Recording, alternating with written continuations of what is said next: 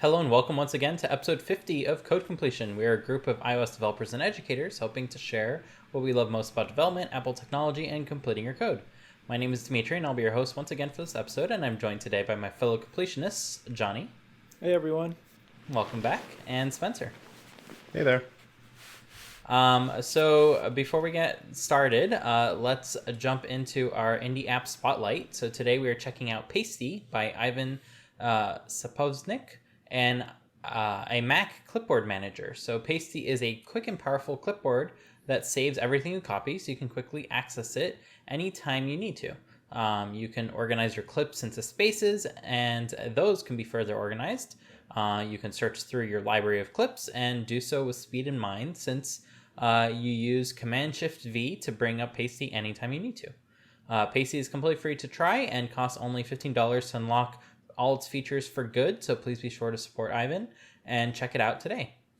And are you an indie developer? We want to hear from you. Please reach out to us on Twitter at Code Completion via DM so we can spotlight your app in the future as well. So before we jump into our main topic, we are at episode 50, yay, which we're celebrating after our 1 year of doing this, because we had a hiatus last December-ish, which we're gonna not have this year, right? Totally. So yay, good to reach this point. Yeah, agreed. It's kind of crazy that we've been doing it this long. It doesn't seem like we have, but pretty cool to get to 50 of anything is impressive. So here's to 50 more, and we can get to 100. That'll be even cooler. Well, Definitely. I mean, huge props to you guys. I mean, you guys have been sort of the ones that have been on pretty much every episode. I don't know that there's been an episode without Dimitri. There maybe been a few without Spencer, Yeah. but you guys definitely deserve the props for really being a part of all 50 of those. So claps Also, to you for sure. Spencer is a part of all of them because he edits all of them afterwards. So That's true. That's This true. is true. Yep. extra special thanks to Spencer for actually making this possible, because without that, there'd be no episode. Happy to do it. So for our main topic today, we wanted to discuss and go over Objective-C and what makes it different from Swift, and what to look out for when you are coming from Swift. So everything nowadays is Swift, but I don't know about both of you. I still need to use Objective-C every now and then on the daily. And I know, Spencer, you pretty much live in Objective-C land now. Yeah, more or less, especially with any bugs that I'm working on. They generally tend to be in Objective-C, just because the amount of Objective-C we have is quite large. I think the last time we checked, it was something like 85 or so % of our code base was Objective-C still. So anything new that I can write, I'll write in Swift. Even if I'm adding a protocol adoption to some view controller or something, I'll make an extension and throw that in Swift. But yeah, definitely a lot of Objective-C at my day job. Yeah. We're slowly transitioning out of it. I think last I checked, we're probably at 70% Swift, 30% Objective-C, and I think it used to be about 50-50 when I started about 4 years ago. So we're definitely doing everything we can to, at least I do everything I can to avoid writing Objective-C. So same as you, Spencer. Mm-hmm. If there is a way for me to write a Swift extension on something, that's what I'll do, because I much prefer it, and I know that future developers that come after me would Objective-C is going to be, more and more unknown to new developers. And so I think as new developers come in, they'll really appreciate all the Swift extensions we work on and try to make things a lot easier. Yeah, and I think that's probably why we want to talk about this today, is because I'm sure a lot of new developers have just learned Swift, and their amount of Objective-C that they've used is fairly little. And really, that includes myself, where before this job, the only Objective-C that I wrote was really in lessons to teach, students Objective-C. I hadn't sat down and gone through any amount of a project on my own purely in Objective-C. So I think we're going to try to cover a lot of like the uh, nuances and like kind of things that you need to be aware of with Objective-C that we just aren't really, we don't need to worry about, or syntax is completely different in Swift. Totally. Yeah, so let's start with that syntax. So Objective-C brings forth lots of semicolons, lots of square brackets, the fabled block syntax. Are were any of them like surprising when you had to kind of like move over from one to the other, that you kept messing up perhaps, or that you kept forgetting about? I mean, at least for me personally, I remember when I was first starting as a developer, having a senior sit next to me as I was trying to write this Objective-C code, and I'd like hit, I'd build it or run it, compile it, and he would always be like, semicolon, semicolon. I could not get that. I could not get that muscle memory. And then I think even still, there's sort of this, do I use dot syntax or do I use brackets? You can do either or. And I don't think it was always that way, you used to always have to use brackets, and then a new version of Objective-C came in and said, oh, you can use dot syntax for some things, 2.0. but not other things. And I think that still gets me sometimes. It's like, can I do all dots here? When do I need to add a new bracket? I still have never like officially learned the rules for when you can use dot syntax versus the brackets. As far as I know, and Dimitri can correct me here because he's our resident Objective-C expert, you can use dot syntax on properties, and that's about it, because if you try to use dot syntax on methods, they won't even autocomplete. They won't even show up at all. I don't know if there are more nuanced kind of reasons to use, square brackets over dot syntax within properties, but that's kind of what I learned, is just properties can do dot syntax and methods you can't. Yeah, that's basically it. Anything that's semantically a property, whether it's described with @property syntax or it's just a method that's a getter, basically, you can go ahead and use dot syntax for, and it's encouraged for you to use dot syntax for those situations.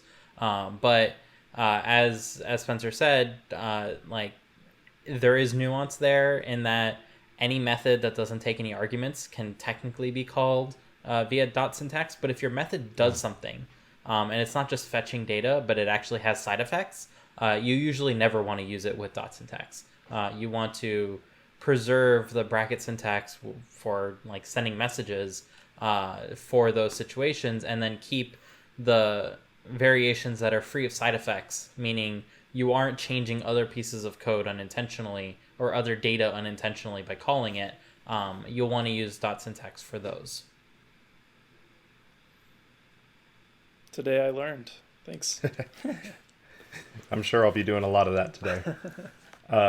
I think for me, one thing that's still, like, I feel okay with semicolons at this point. It's like fairly natural, but bracket syntax, it's not weird anymore. Like, I used to look at it as just this absolute alien looking, lines of code where there were just so many square brackets. But I was even dealing with something like yesterday where I it was me writing an extension, adopting a protocol in Swift, and then I had to set the delegate of something to that object in Objective-C, and so it was like so I said add the delegate, and then I had to say like whatever alloc init and pass in the delegate. Anyway, point is I was kind of doing like I was setting the delegate and initializing that delegate kind of in the same line, and what is frustrating, and I get why it probably can't always work, is when you try to end a bracket, it doesn't always place the bracket in the right place, and you kind of have to go back, and I like literally have to count the brackets because I can't always remember to do it beforehand, if that makes sense. So probably better to do it beforehand, but sometimes I'm just not thinking about it. Then I have to, go remove the bracket where Xcode put it and put it in the right place. And that can be frustrating. Yeah, I definitely echo that, because you get used to Xcode just like holding your hand through that process, and then when it doesn't work, it just doesn't work spectacularly well. Yeah. It's just like, no, that is not at all where I wanted it. But if for any of you that are using Objective-C, something you can do is double click the brackets, and that will highlight the entire section, the whole method basically, and that kind of helps visually see like where it starts and where it ends, which can help you as you're writing these very nested message callbacks, so that way you can go ahead and see like where things start and where things end. Nice. Yeah, personally for me, I think the part of syntax that trips me up the most is if statements. So putting parentheses versus not putting parentheses is the bane of my existence when switching back and forth. Because in Swift, you don't generally put parentheses around your if statements, and it just naturally looks cleaner, I guess. But no other language is happy with that. So you are left writing out your if statement and nothing is right, and then realizing that you need to put parentheses around everything. Hoping that Xcode does not self-implode in the process of like cannot compile your Swift code and let's gobble up some memory in the background. And it's frustrating when you start writing an if statement in Objective-C and you're like, why isn't X property auto-completing? And it's like, it needs the parentheses before it will even start auto-completing. And you're like, oh my gosh, all right. I feel like I mention the parentheses in like if statements every episode, so there are probably like 25 instances of me raging about that by now. We have a kind of like a rubber ducky channel in our Slack group, and Johnny asked a question about switch statements in Objective-C. So why don't you kind of walk us through what happened there with your switch statement issue? Yeah, definitely. So it's embarrassing. I totally shipped this. It was this thing where we were gonna kind of auto-populate someone's timeline with like an essentials guide for how to use day one. And so there was a button inside of like our support settings where you could go and you could tap it and it would essentially create this essentials guide and open it up.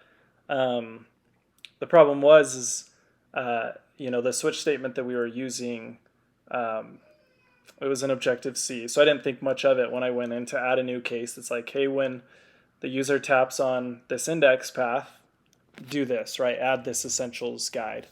And when, so I shipped this out, not thinking much of it. And then we had users who they were tapping the row above it to open up their previous like support conversations, like their intercom conversations. And as soon as they would close it, they would see that essentials guide open. And I was, when our support team was like, yeah, we've got this bug, I was just baffled. I was like, how is that possible? Like I went in and I debugged it and I was like, okay, I'm tapping this. The index path is 2 here, but the breakpoint was falling into the index path is equal to 3 in the switch statement, which just like didn't make any sense to me. I was like, since when is index path 2 equal to 3? And it made no sense to me. But that's where this having to use break comes in.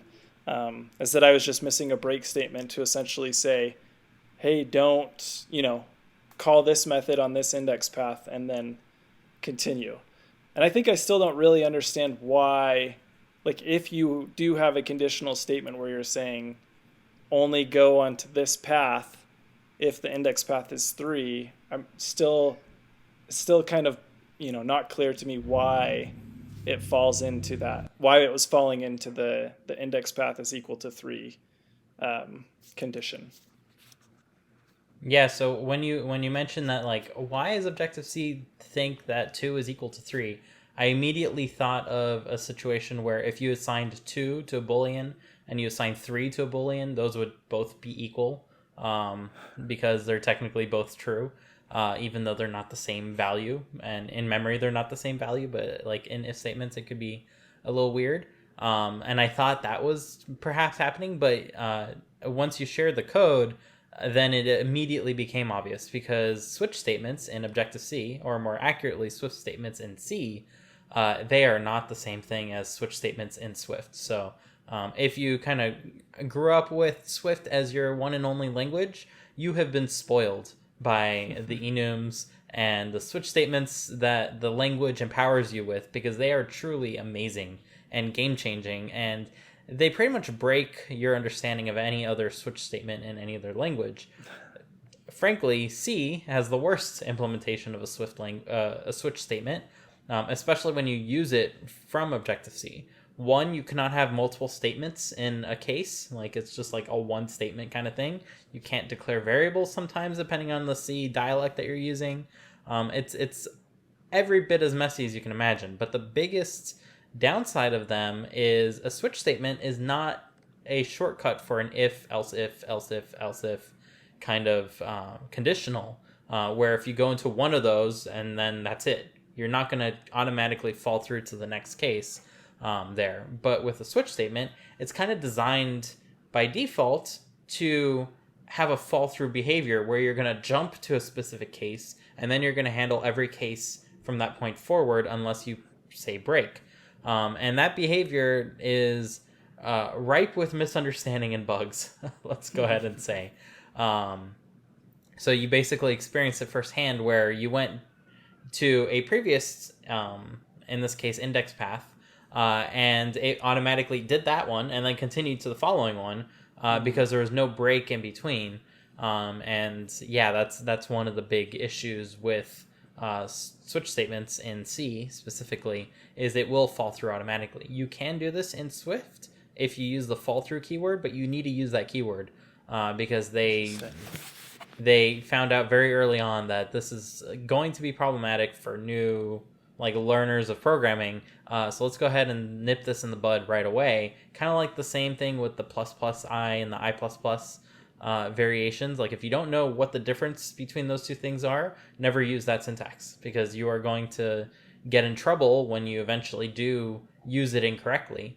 And they pretty much found out, hey, this is only being used in for loops, so let's get rid of this ancient for loop syntax as well, and then now we just have the nice new one with for ins. So long story short, don't use Objective-C switch statements.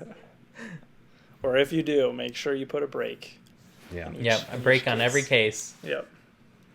I think you can even put curly braces around if you want multiple statements.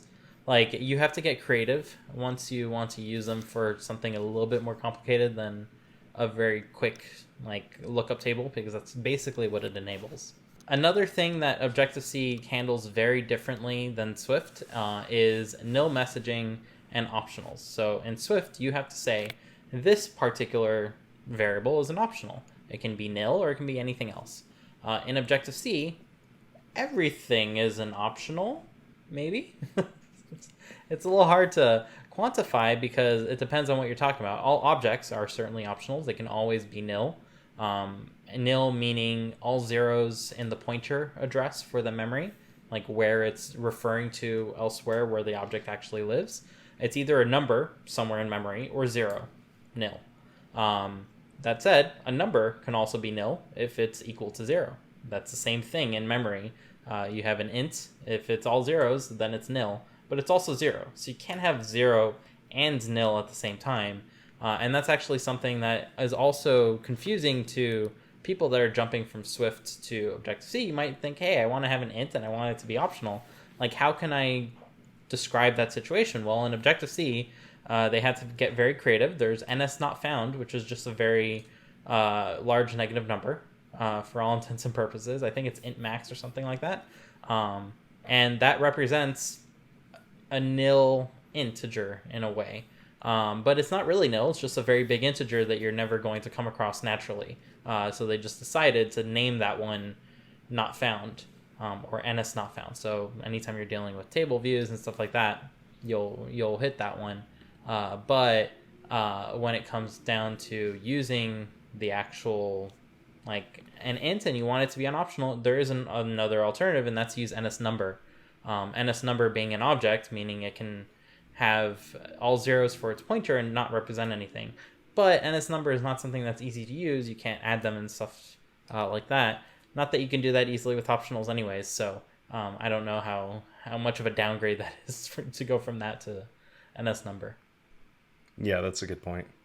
As far as optionality goes in Swift and Objective C, it's definitely interesting because one thing that I wasn't around when this happened or anything, but in Objective C, like Dimitri said, everything is essentially optional. There's no real reference to something being optional or not until Swift came around, and they're adding interoperability between Swift and Objective C, and then they added excuse me, keywords like nullable, non-null, to allow your Objective C code to, or rather your Swift code to kind of know if you were bridging from Objective C if something really should be treated as optional or non-optional, now that we kind of do have this actual logical separation in Swift. But it is really interesting how you could use the same objects in Objective-C and Swift, in the sense that there's, you don't have to, I guess I should say, you don't have to check for nil. You could just pass something into any method and you're good, because it doesn't care if it's optional or not. You obviously want to handle if it's nil before you maybe do something, but a lot of times things are like no ops, and so if they just don't work, they don't work, and it's not really a huge issue. But then you could run into things like if you pass something in, well, actually, I don't know. So maybe Dimitri, you could help me with this. If you have an object and you try to like perform a selector on it, but the object itself is nil, is that a no-op, or would it get mad at you and say it couldn't perform that selector? Yeah, so if you call a method on an object and that object happens to be nil, it is a no-op, so it will not do anything. And that's by design. It's basically there so that way you don't have to have if object does not equal null everywhere. And that was specifically a hint towards Java, where you had to have that everywhere. Otherwise, you're going to have a runtime crash when you tried to call a method on a non-nil object. So it was a developer productivity thing. And it was kind of a big culture shock when a lot of Objective-C developers needed to start learning Swift. It was all of a sudden like, why can't I just do it this way? Like, I'm more productive this way. But to write good code that doesn't have side effects from like methods not being called, or methods being called with nil arguments, and things kind of going wrong in those situations, you need to really be careful about how you design those APIs and how you implement them. And if you are careful, then it's probably fine for you to have this this developer productivity feature basically in there. But Swift decided that it was really not worth it, so they're going to introduce a new language feature, optionals, and that will give the developer more control. You can still do this, where if you call a method on something that's nil, nothing's going to happen. That's using the question mark dot optional chaining syntax. But if you do want to know when that goes wrong, you can. And that's by checking for optionals first, not using that syntax or using explicitly unwrapped ones. That can go ahead and tidy up those scenarios. And like you brought it up when you mentioned perform selector, but in Objective-C, everything is dynamically dispatched. What does that mean? It basically means that when you call a method in Objective-C, it's going to not actually directly call that method like a function. It's going to ask the object first, hey, do you know what to do with this method that's being called? And that object can go ahead and say, yes, like I can handle it. No, I can't handle it. Or dynamically at runtime, someone else can say, hey, like if any messages come over to Steve, let me know. I'll be sure to handle those messages and relay them to the proper people. But you can go ahead and do that in Objective-C, and that's in one instance very powerful. You can fix framework bugs, for instance, because you can go ahead and say like, hey, Apple's code, it's great that you exist, but you're buggy on this OS, so let me go ahead and patch in a version of my own. And you can actually do that in Objective-C rather easily. And the language as a whole enables this to be done as easily as possible because a whole bunch of things rely on it. Like anytime you have actions and targets and things like that, those are very generic methods that don't necessarily need to exist anywhere in particular. And on the Mac, for instance, the first responder will go ahead and use that to implement the menus. So menus just have an action associated with them. They don't have a target. And that means that it will just go ahead and walk the responder chain to say, hey, do you know what to do with this copy action?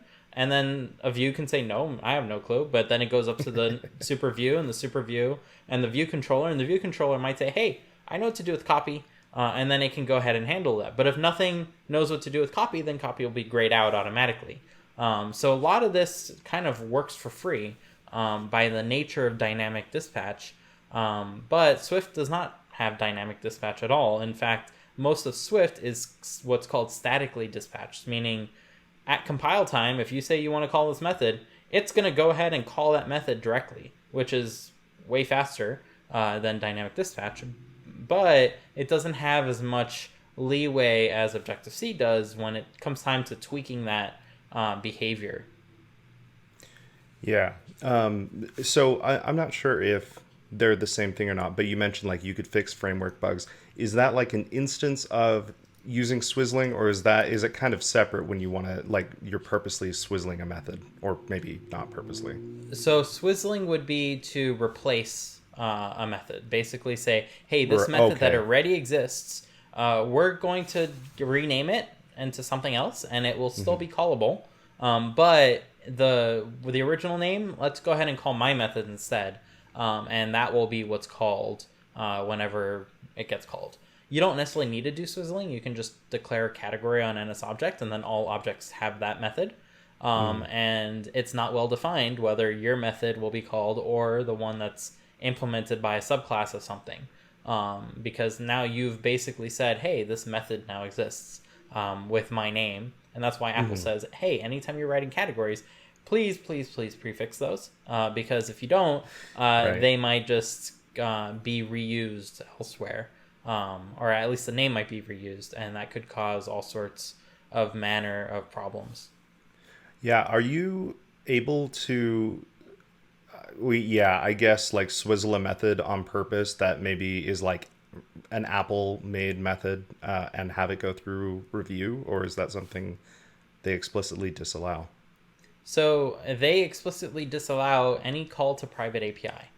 Now, if you go ahead and swizzle something, as long as you don't have the direct name of a private API as a string, they cannot know that you are swizzling a private API because what they're doing is they're scanning your application binary and they're looking for that string of a particular API. And if that string exists in your binary, then you're probably calling it, and that's going to be a no-no. But if that string does not appear exactly like that, maybe you spelt it backwards and you reverse the string before calling it, or you piecemealed it together with like multiple smaller strings, you can very often get away with a lot of this. The easiest way to make sure is to go to the terminal and just run the strings command, which is a great way of finding out all the strings that are in your binary, and you can very easily find access to API keys that people like to embed in their apps, which don't embed API keys in your apps. They're meant for servers. But yeah, use this knowledge for good, not for bad. Yeah. That actually reminds me. So Spencer, every now and then you reach out to us on that Rubber Ducky channel and you're like, delegates. What do I do with delegates? Yeah. And a lot of this comes from the fact that in Swift, you cannot have optional protocol methods. They have to be implemented. But in Objective-C, you can have optional protocol methods, meaning it's up to whoever is implementing the delegate to implement this method or not. So a nice thing about dynamic dispatch is you can choose at runtime, hey, does the delegate implement this method? Can perform selector, and you can pass in that selector.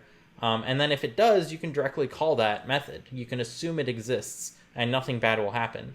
This is kind of like using explicitly unwrapped optionals in Swift. if you know that the optional cannot be nil because you just assigned it, for instance, but it's an explicitly unwrapped optional, you can safely call it with an exclamation mark, and you're not going to ever run into a crash. And that's why you have that escape hatch out of like writing another if let statement, for instance.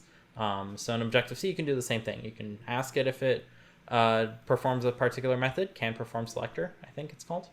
And then you can just call it directly, and that will go ahead and call the method.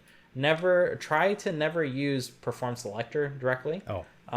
Because perform selector does work, but arc, the automatic retain release,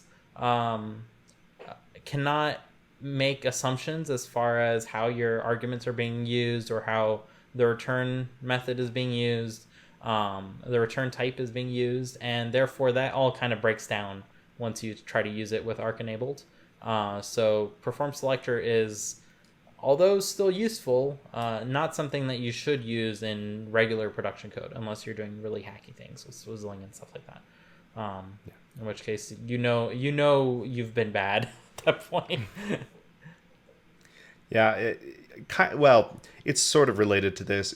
Going back to that example of me doing something with a delegate, something that I have noticed, and I think I remarked that time, was Objective-C is like very set in its ways and opinionated. So I kind of brought that issue to them as, can I check if a class conforms to a protocol? There's a method called conforms to protocol. And Dimitri and Fernando, who are the ones that are much more versed in Objective-C than I am, they were like, absolutely not, do not use this. And it was very clear, don't use that.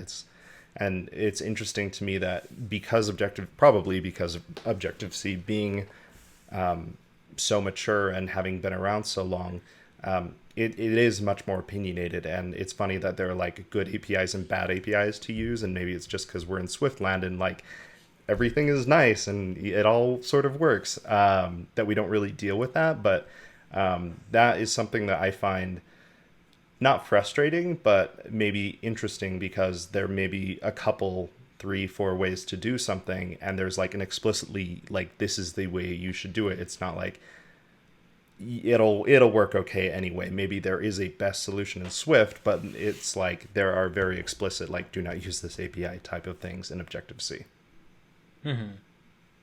So I don't know, at that point, is it just a matter of practice and getting used to the language, or I guess maybe that's the point where reading a book on Objective-C would maybe give you those opinions yourself a little bit faster. I'm not sure. Yeah, I think a lot of it is like nuanced history, because Objective-C is a 25-year-old language at this point, probably more, but the frameworks themselves, like AppKit, Foundation, those are like multiple decades old. And something like Perform Selector has been in the language or in those libraries for a very long time. And therefore, there's a lot of code that relies on it, so you can't really deprecate it. But it requires like careful finesse and handling to use it properly. For instance, as soon as you have a return type, it's probably going to not end well in terms of like arc and things like that. It does convert things like that are not Objective-C, like ints and other primitive types, into NS number and NS value. It does do those conversions for you, but it's not going to do them as optimally as you could otherwise. So oftentimes in Objective-C, you just kind of write a header for the method that you want to call, and it's available because the compiler doesn't really care. It just wants to know what the method kind of looks like, so it can make the right assumptions when it comes to whether to retain something or release something. But message send, which is the function, it's an actual function that gets called every time you call any method in Objective-C. It doesn't really care. It's doing the same thing that Perform Selector is doing, basically. Perform Selector doing what message send is doing, I should say. So, yeah, like you said, it's a lot of nuanced opinion and older knowledge that is not necessarily readily available and readily findable if you're just kind of stumbling down this path. And I think that's something that Swift wanted to make easier, but is ironically harder when it comes to like Swift UI and stuff like that, because you don't have all the documentation and all the methods in one place, and you have to like hunt around for them. So small segue into headers. Headers are amazing. I love headers because they kind of organize all the code in one place that is publicly callable, and it allows the writer of that document to organize in a way that makes sense to them. It's not just haphazardly put together. It can be put together in any order that the writer wants it to be. So for that reason, I think headers are wonderful. What are your thoughts on headers, Johnny? Do you like headers? I think initially, just like the concept of having two separate class files was confusing. Initially I wasn't sure, like, oh, what goes in the H, what goes in the M? If it's in the H, what part of it needs to go in the M? And but now I think it's a really, for as messy as Objective-C feels, header files make it feel less messy, just because it's a really nice place that's like, hey, if I need public access to this method, like, just throw it in the header file, like, and so in that sense, it really does keep things clean, because it's easy to sort of distinguish, hey, like, this should be available across different classes, and and then all of the finer details are obviously in the M file. So it's almost like a nice little facade of reducing the complexity of your Objective-C classes by having sort of a library, or like a table of contents of what's actually available in that class. Yeah, I think that's a pretty good way of looking at it, is like a table of contents. Obviously, you've got, methods that are not public and everything, but what I'll do in Swift is look, I don't know what it's called, but there's like that little like breadcrumb trail of, your files, and then on the file, you've got like what method or property you're in, and you can click that and see all of the methods and properties. But it's nice to just go into the header and very quickly read out things. You get all of the types in there, and it's pretty easy to read. So yeah, I agree. I think just like Johnny, I was not too keen on headers and M files to begin with, but now it's pretty nice, and I don't mind it. I think the thing that will trip me up sometimes is the fact that like I mentioned, I've been writing extensions of Objective-C classes in Swift, and even if it's in an extension, I have to, if I need to access something from the Swift side, I need to make it public for the Swift to even like recognize that it even though it's the same class. So kind of interesting, the relationship there between the two languages. Yeah, and that's a great segue into header categories and extensions in Objective-C. So a category, although it might feel like a Swift extension, it is nowhere near as powerful or as nice as a Swift extension is.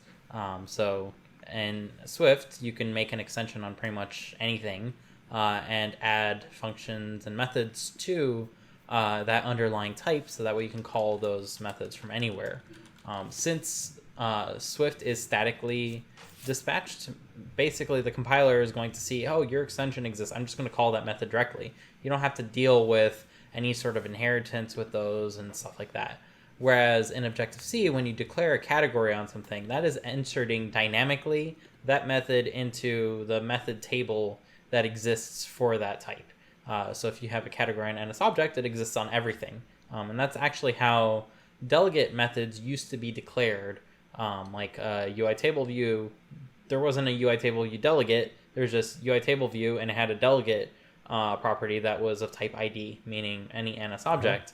And any NSObject can go ahead and basically implement the methods that were declared inside of a category. But that category didn't have an implementation along with it. It was just saying, hey, these methods exist. Like, this is what they're named. You should copy paste these. And that's basically so that way the compiler knows that they exist, and it can autocomplete them. That's but interesting. I didn't know that. yeah, so that was pre protocols in Objective C, which is basically Right. pre UIKit Objective C.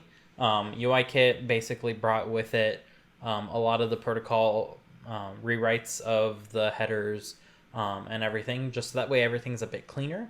But protocols in Objective C, not really super powerful. Like, don't ever use conforms to protocol. It's not useful because, as I said before, all the methods can be optional. So therefore, it doesn't matter if it conforms to the protocol or not. It matters if it implements a method. So the only way to know if it implements a method is to ask, hey, do you implement this method? And if it says yes, then you call it. It will not crash. So that's a nice thing. But yeah, extensions in Swift, kind of OP, super powered. Extensions in Objective-C, from the point of view of categories, fraught with potential difficulty if you try to do anything too complex. They have their uses, but it's oftentimes better to find a way of not using them, if that makes any sense. Yeah.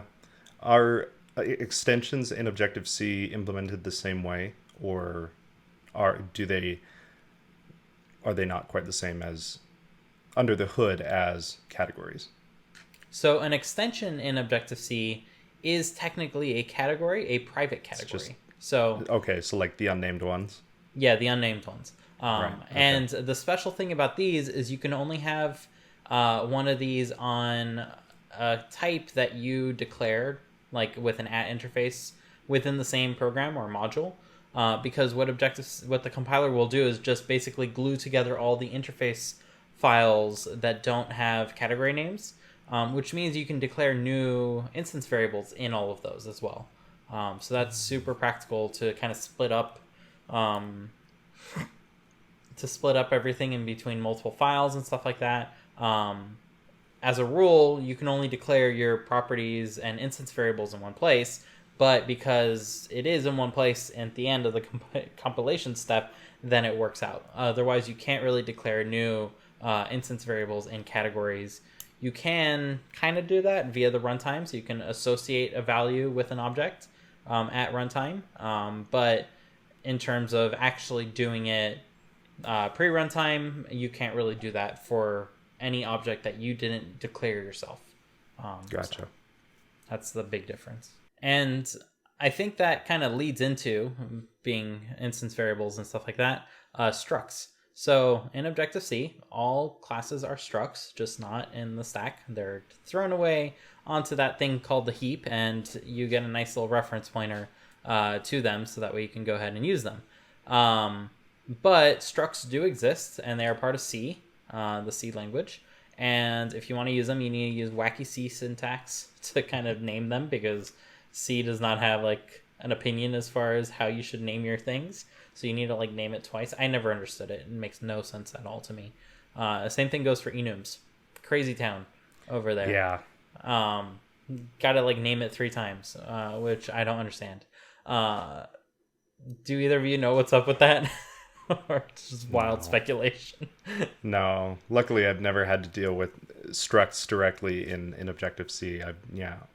Everyone just says, stay away from them. I'm like, okay, cool. And, obviously they're not near as powerful or really comparable to the Swift structs, so they're not really, the same per se. So they are actually the same thing.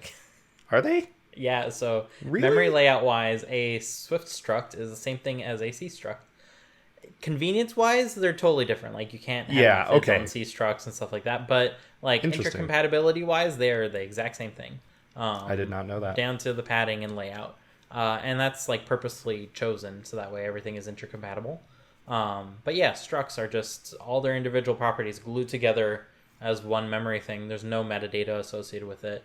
Whereas classes, both in Swift and in Objective-C, they have some metadata that's added to that struct, but it's still a struct. So you can go ahead and poke around at it like raw memory style if you really wanted to. Things shouldn't blow up too much if you're careful.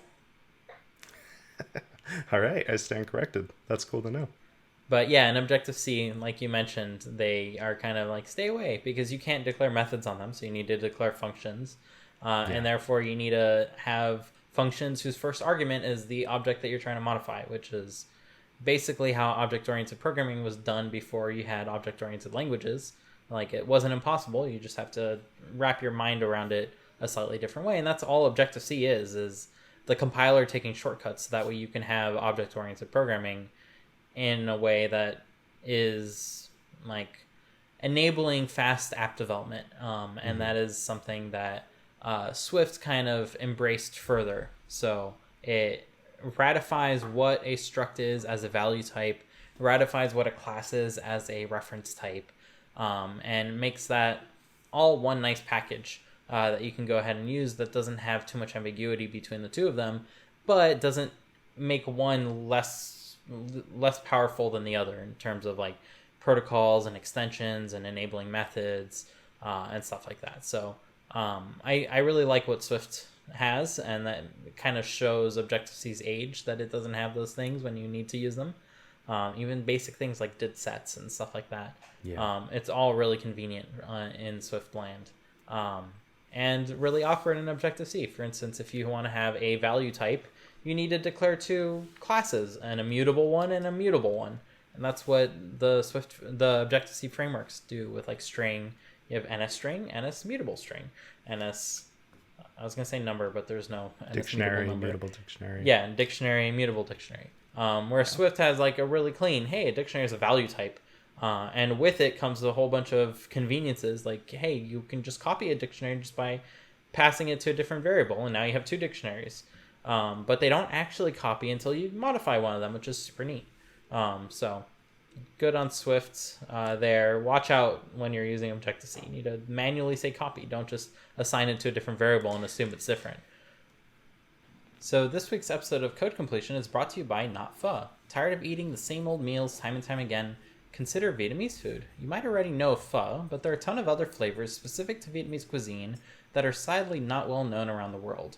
This includes everything from sandwiches like banh mi, rice plates like com tam, and even the deliciously savory crepes known as banh xeo. That's where the app Not Pho comes in. It's a free-to-try app dedicated to teaching you more about the wonders behind Vietnamese cuisine, brought to life with colorful and interactive illustrations and animations. Learn how to make many classic Vietnamese flavors at home, but even if you don't cook, you'll know how to order like a pro the next time you visit your local Vietnamese restaurant. New since version 1.1 is the Chef Club, regularly bringing you even more recipes like avocado mango smoothies, fried rice, chicken curry, and my personal favorite, chicken beef, for the low cost of $2 a month, with more recipes added regularly. This month, the Chef Club saw the addition of shrimp and grilled pork spring rolls, which make for a perfectly refreshing snack for the late summer heat. Thanks again to Not Pho for sponsoring our show. Search for Not Pho, that's N-O-T space P-H-O on the App Store today to give it a try completely for free. So now that we've gone through our topics, it's time for Complete the Code, where we quiz our listeners on your knowledge of Swift, Apple, and all things development. Spencer? Yep. So we haven't got any guesses in yet, so let's go over last week's prompt one more time. Of course, if you're listening to the podcast, you can check the podcast art or the show notes to follow along. So the prompt is, how can you use UI View Controller's update view constraints method to quickly swap between very different view layouts? So thank you, Spencer. If you think you can complete the code, please tweet your answers to us at #CompleteTheCode. All one word. The first to get it right will get a shout out on next week's episode. So now that that's all out of the way, it's time for Compiler Error, a segment where I get to test my fellow completionist knowledge about Swift, Apple, and all things development. And since Johnny is joining us, that means we can go ahead and hold it this time. We have Swift being used in different tool chains. So Swift is available on macOS and iOS, and we're well aware of those. But it's also available on multiple tool chains. Some are very bizarre, so let's go over them. The first one is Droid UI, which builds on earlier efforts to get Swift compiling for Android by adding interconnects to existing Java-based libraries so an entire app could be built.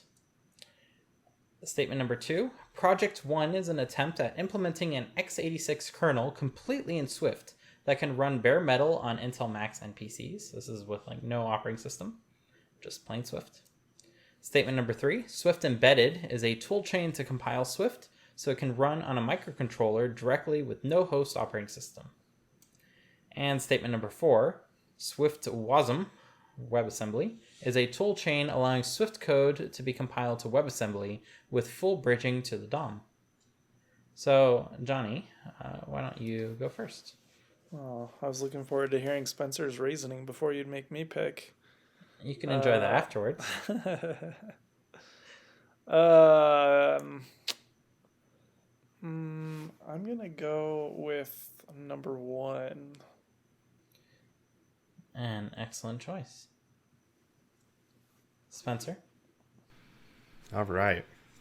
I'm going to kind of go backwards. I'm fairly sure Swift WASM is a thing. I think I've heard of that before. Maybe we've talked about it. Maybe not in the podcast, but in our Slack group. So I want to say that is a thing. Swift Embedded, I'm almost certain is a thing. It's just a very small subset of Swift. I think I joined a Slack group one time or was looking into putting Swift on an Arduino for some reason. So I'm fairly sure that exists as well. So yeah, Johnny, good job on picking one of the two, because I'll just go with number 2 because I think it's 1 or 2.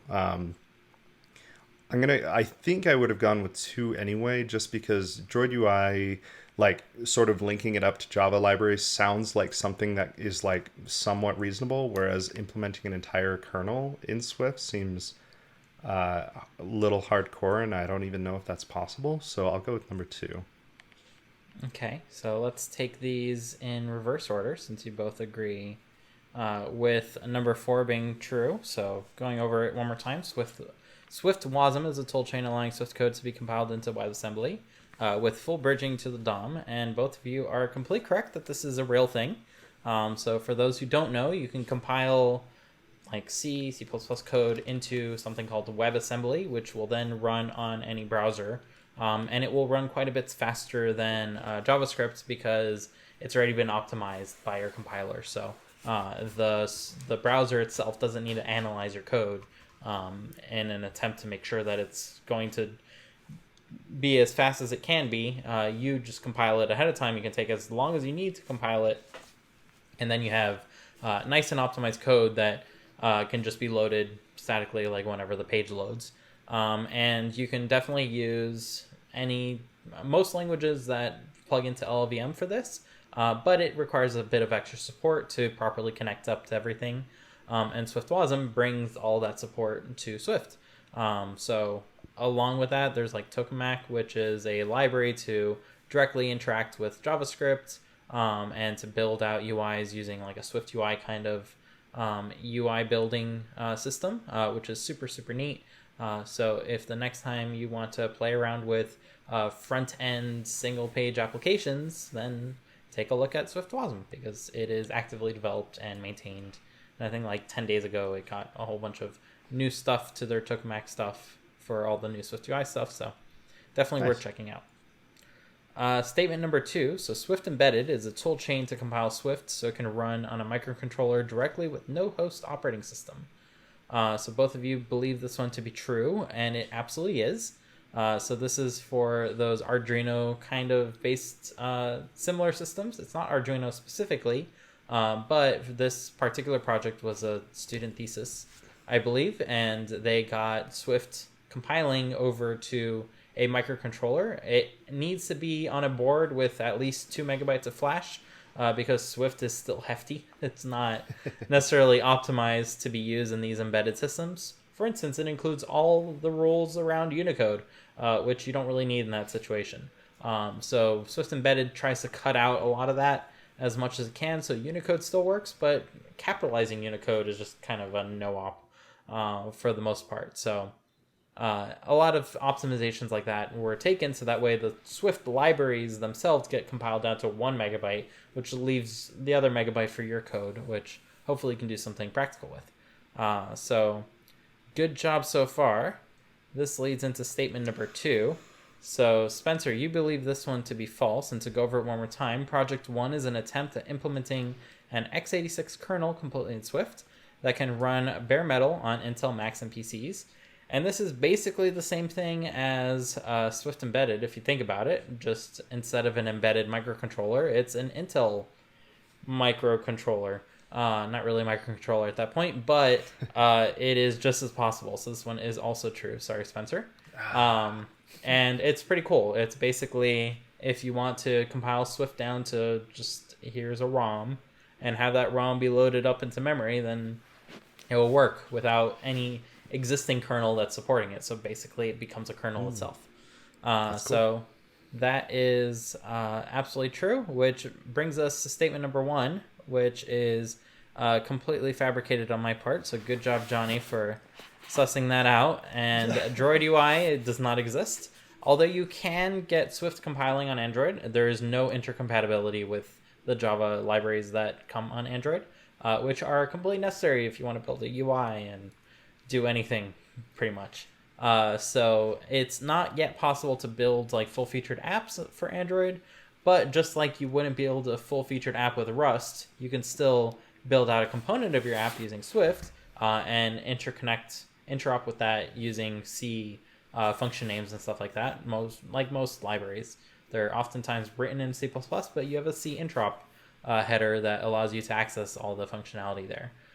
So all of that is there, but the interconnect between Java and Swift is not currently there. So that's what's really holding back using Swift on things like Android. So if you wanted to play around with that, go ahead and help that project out with your support.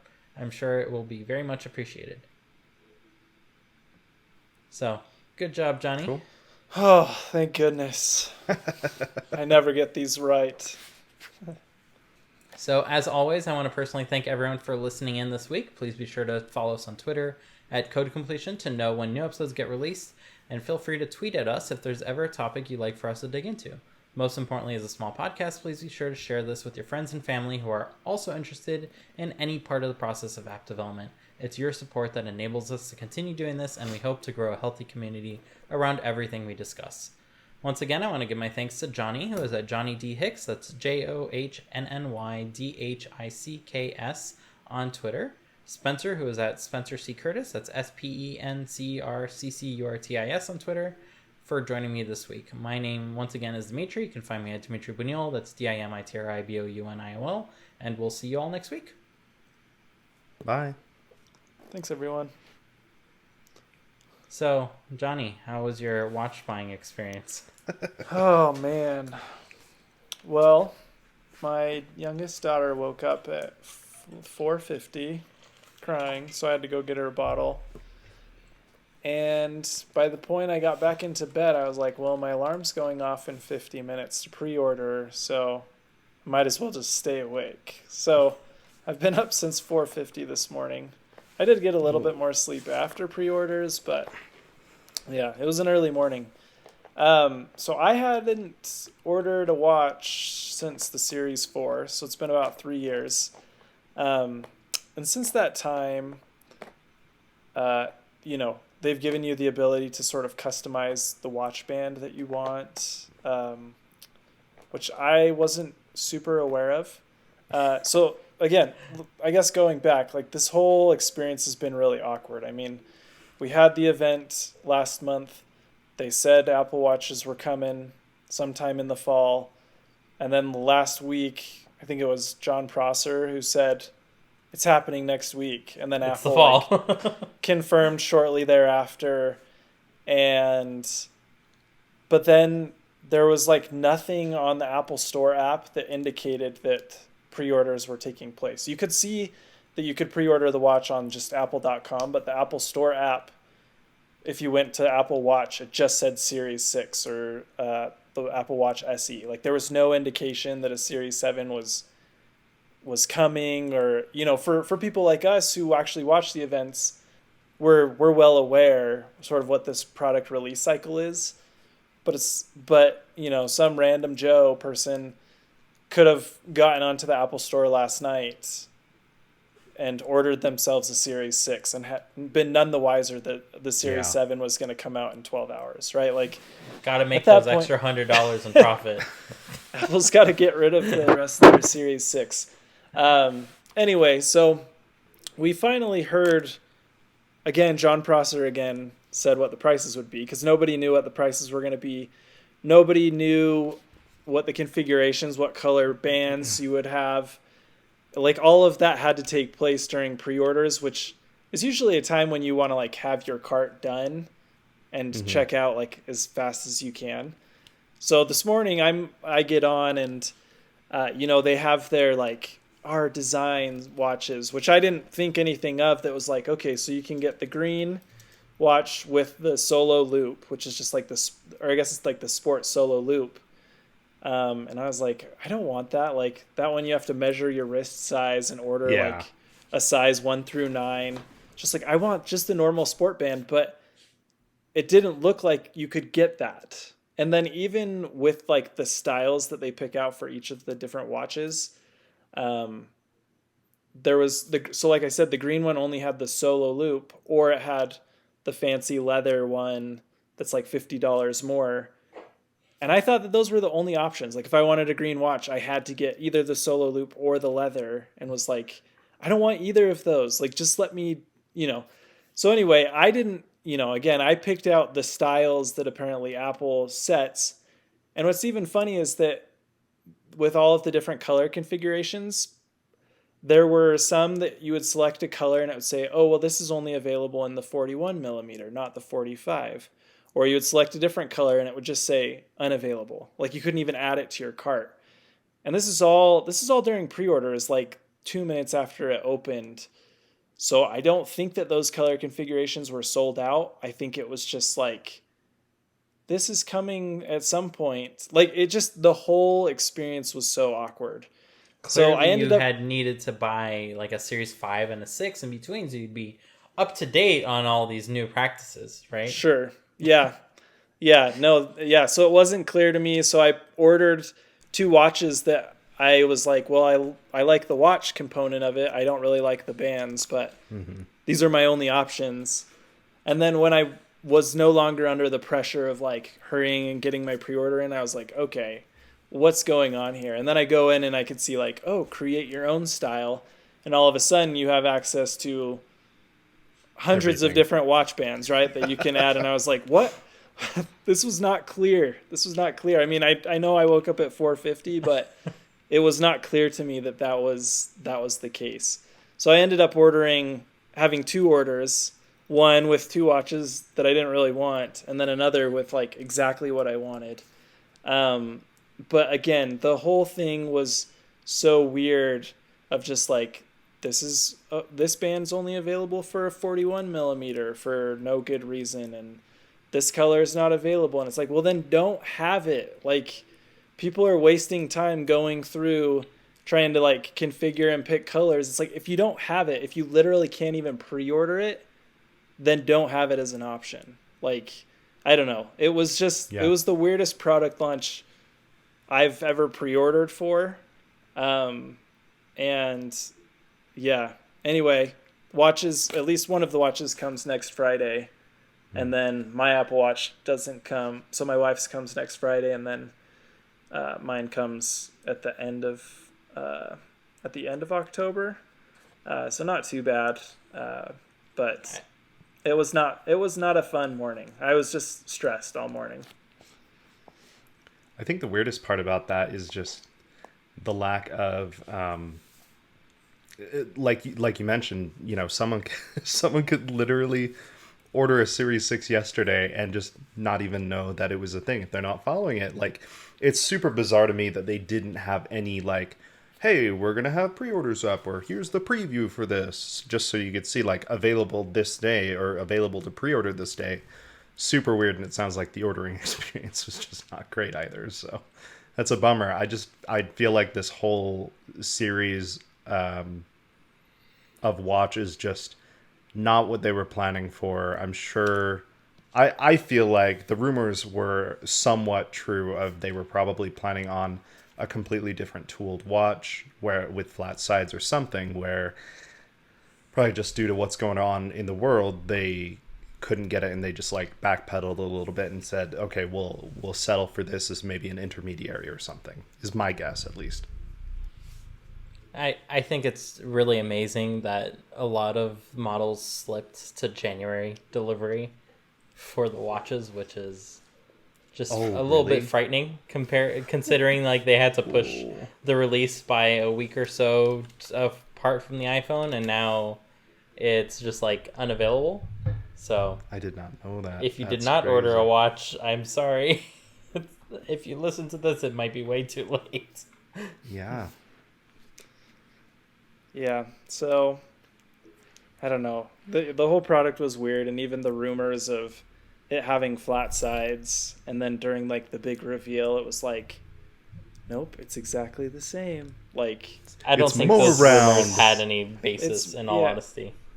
Yeah, I know. I don't know. I don't know. It seems like that might have been the designs they went in with and they were planning on. Yeah. And they just ran into production issues, and they're like, there's no way we're going to fix this in time for the holidays. So let's just So a make year and a the half bezel ago, they smaller. decided, let's make the bezel and- smaller. That's my point. Like, there's such Yeah, a it's large true. lead time on getting And it's too like production ramped up. Like, the insides are not the same for any of this. Like, it might use the same chip, but then everything else is kind of different around it. Yeah. I don't think there's been any of what people have been saying in terms of, oh, they couldn't get it ready in time, so they scrapped that idea. Like, that would have had to happen a year ago. Yeah, that's a good point. And I mean, it is a completely different chassis. So either way, there's like new tooling, whether it is flat or not. So whether it's flat or now, more rounded or whatever. So that's a good point. Yeah, and anyone who's ever contributed to a Kickstarter knows exactly how long new tooling takes. Yeah. So it's not a fast process. It is most likely the reason it's 2 years afterwards and you still didn't get your thing. Oh, I feel personally attacked by that one. It's not like you started a Kickstarter that ran into production issues.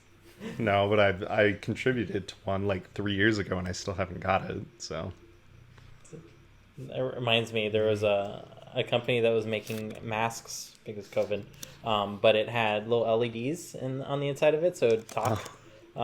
It would jabber away as you talked. And that, like, right when COVID started, that was a thing, still not delivered. But it looks like it's still on point. So I guess we'll see which one outlasts the other. Will COVID come out and stop being a thing before the mask ships, or will the mask ship and there's still another 3 years of COVID to deal with? Who knows?